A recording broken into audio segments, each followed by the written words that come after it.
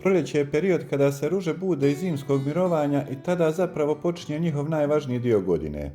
Upravo u ovom periodu možemo uraditi nekoliko jednostavnih stvari koje će pomoći da ruže budu zdravije, otpornije i da kasnije daju više cvjetova. Nisu u pitanju nikakve komplikovane metode niti skupi preparati, nego 3 vrlo jednostavna postupka koja svako može uraditi. Prva stvar koju možete uraditi jeste posipanje pepela oko ruža. Mnogi ljudi pepeo jednostavno bace, a zapravo može biti vrlo koristan jer pomaže da biljke dobiju određene hranjive materije koje su važne za njihov rast i razvoj. Ruže koje imaju dovoljno tih minerala često razvijaju jače izdanke i kvalitetnije pupove, pa kasnije tokom sezone i cvjetanje može biti bogatije. Ono što je potrebno uraditi jeste da oko ruža lagano prokopate zemlju, ne mora to biti ništa duboko. Nakon toga pospite manju količinu drvenog pepela i zatim ga lagano pomiješajte sa zemljom. Razlog zbog kojega se to radi je taj što pepeo sadrži dosta korisnih minerala, prije svega kalija i kalcija.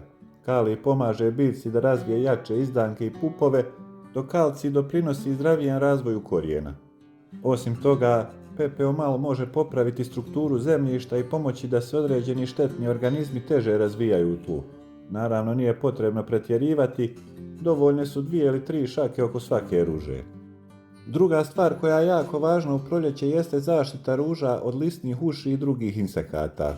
Čim temperature malo porastu, ove štetočine se vrlo brzo pojave i mogu naglo proširiti po biljci.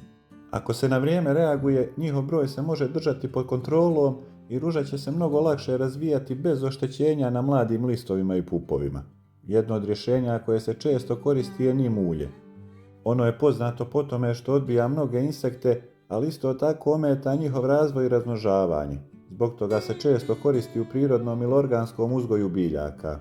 Još jedna prednost je što nije agresivno kao neki hemijski preparati, pa se može koristiti i preventivno prije nego što se pojavi veći broj štetočina.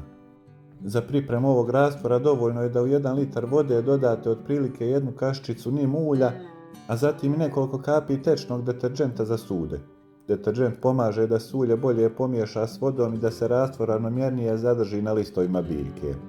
Kada se sve dobro promiješa, ruže možete poprskati, posebno donju stranu listova gdje se insekti najčešće zadržavaju. Treća stvar koju možete uraditi jeste zaštita ruža od gljivičnih oboljenja.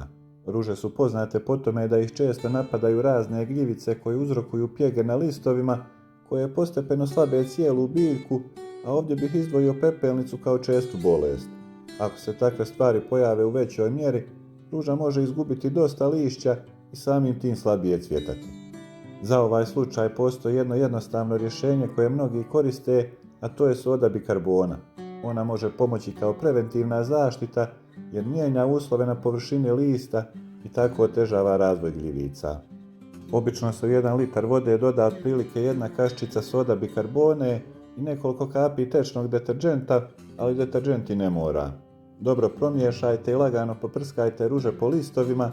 Ne radi se o jakom preparatu koji odmah uklanja bolest, ali ako se koristi na vrijeme dok su listovi zdravi, može biti vrlo korisna preventivna zaštita.